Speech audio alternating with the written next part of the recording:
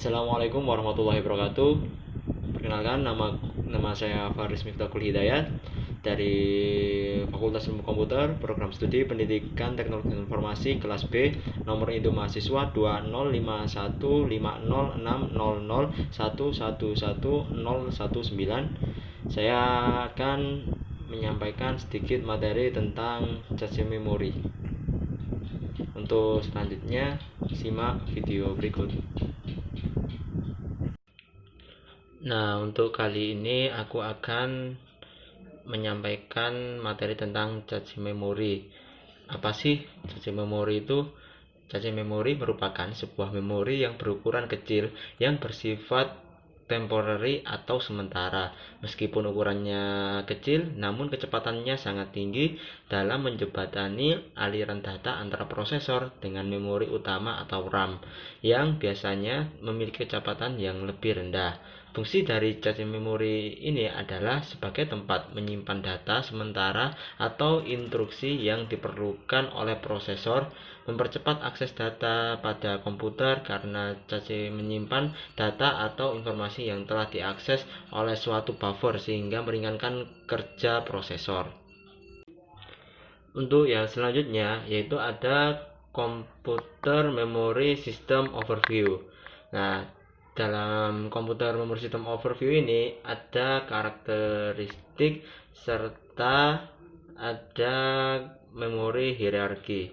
Nah, pada karakteristiknya terdapat 7 karakteristik dalam sistem memori. Yang pertama yaitu ada lokasi. Lokasi di sini ada CPU yang merupakan memori built-in berada dalam CPU mikroprosesor dan diperlukan untuk semua kegiatan CPU. Memori ini disebut juga register. Yang kedua yaitu ada internal. Memori ini berada di luar chip prosesor, tetapi bersifat internal terhadap sistem komputer dan diperlukan oleh CPU untuk proses eksekusi program hingga dapat diakses secara langsung oleh prosesor atau CPU tanpa modul perantara.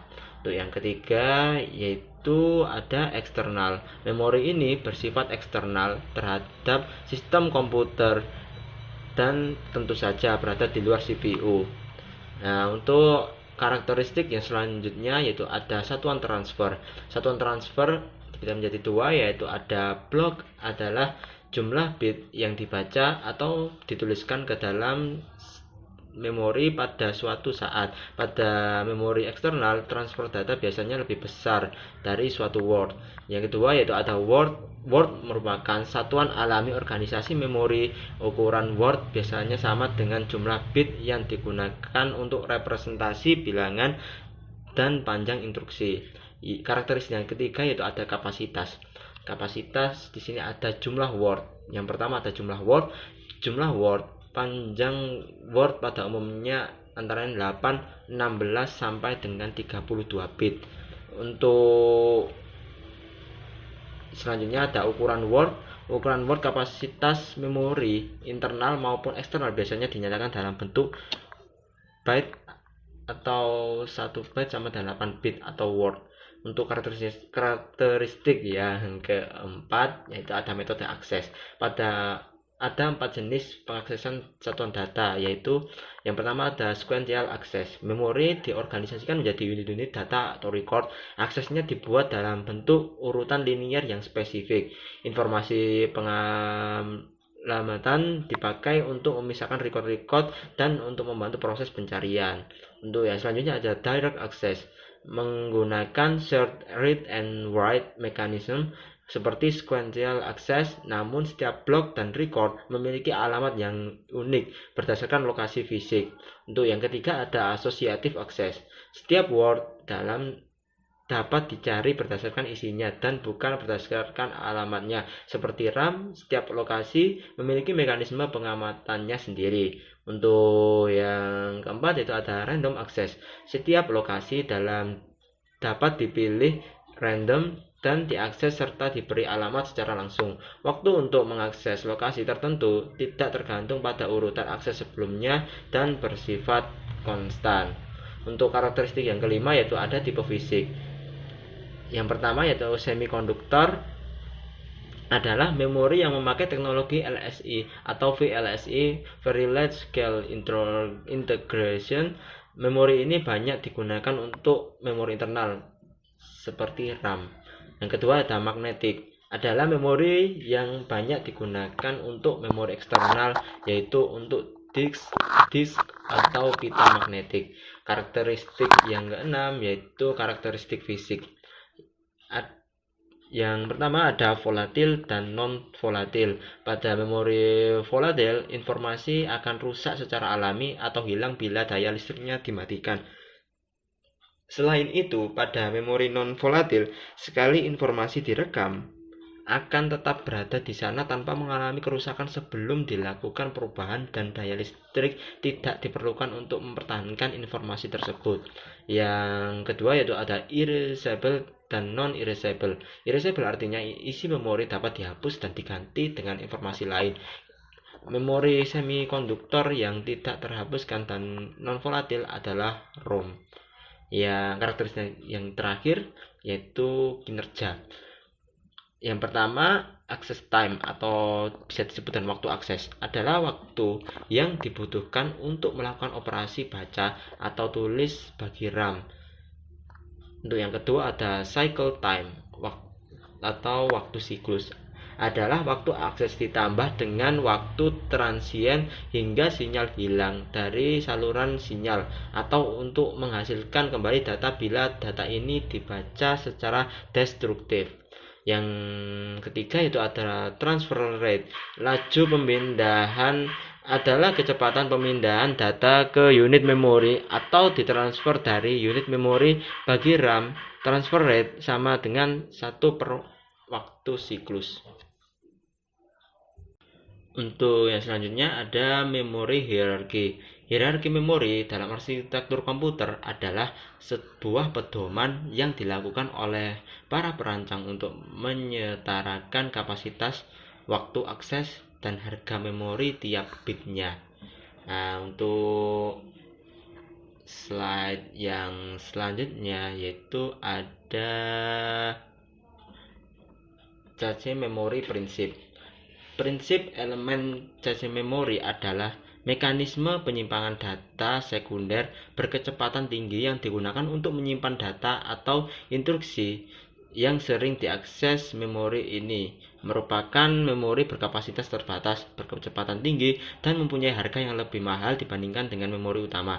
Cache memori terletak di antara memori utama dan register CPU dan berfungsi agar CPU tidak langsung mengacu ke memori utama, tetapi di cache yang kecepatan aksesnya lebih tinggi. Untuk yang selanjutnya itu ada elemen dari cache design. Nah, bagian ini memberikan gambaran tentang parameter desain cache dan melaporkan beberapa hasil. Penggunaan cache biasa digunakan dalam komputasi kinerja tinggi atau HPC. Adapun macam-macam elemennya, yang pertama yaitu cache address. Memori virtual merupakan fasilitas yang memungkinkan program untuk mengatasi memori dari sudut pandang logika. Ketika memori virtual digunakan, bidang alamat instruksi mesin berisi alamat virtual untuk membaca dan menulis memori utama. Unit manajemen memori hardware atau biasa disebut dengan MMU menerjemahkan setiap alamat virtual ke alamat fisik di memori utama. Ketika alamat memori yang digunakan perancang sistem dapat memilih untuk menempatkan cache antara prosesor dan MMU atau antara MMU dan memori utama. Logical cache juga dikenal dengan cache virtual, menyimpan data menggunakan alamat virtual. Prosesor pengakses cache secara langsung tanpa melalui MMU. Yang kedua yaitu ada ukuran cache. Ukuran cache disesuaikan dengan kebutuhan dalam membantu kinerja memori utama. Semakin besar ukuran cache, maka semakin besar gerbang atau gate yang terdapat pada pengamatan cache. Untuk yang selanjutnya ada mapping function. Karena ada baris cache lebih sedikit daripada blok memori utama, algoritma adalah kebutuhan untuk pemetaan blok memori utama ke baris cache. Pemilihan fungsi pemetaan seperti langsung asosiatif dan associated set akan menentukan bentuk organisasi cache. Untuk yang selanjutnya, replacement algorithm. Algoritma penggantian adalah suatu mekanisme penggantian blok-blok dalam cache memori yang lama dengan data baru. Dalam pemetaan langsung tidak diperlukan algoritma ini. Namun dalam beberapa pemetaan asosiatif dan asosiatif set, algoritma ini mempunyai peranan penting untuk meningkatkan kinerja cache memori. Untuk yang selanjutnya ada write policy. Apabila sesuatu data telah diletakkan pada cache, maka sebelum ada pergantian harus dicetak apakah data tersebut telah mengalami perubahan. Apabila telah berubah, maka data pada memori utama harus diupdate. Masalah penulisan IO sangat kompleks, apalagi memori utama dapat diakses langsung oleh modul input-output yang memungkinkan data pada memori utama berubah. Lalu data yang telah dikirim pada cache menjadikan data tersebut tidak valid. Ada 3 teknik, yaitu write through, write back, and multi-cache. Untuk yang selanjutnya ada line size. Line size adalah unit transfer data antara cache dan memori utama yang biasanya memiliki baris cache 64 byte. Prosesor akan membaca atau menulis seluruh baris cache ketika ada lokasi di wilayah 64 byte yang dibaca atau ditulis. Prosesor juga mencoba untuk mengambil baris cache dengan menganalisis pola akses memori dari sebuah utas. Itu yang terakhir, yaitu number of cache.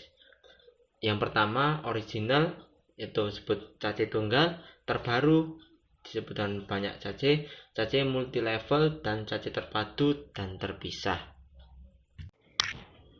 Nah, itu tadi sedikit penjelasan saya tentang cache memori. Sekian dari saya, kurang lebihnya saya mohon maaf. Dan saya akhiri, wassalamualaikum warahmatullahi wabarakatuh.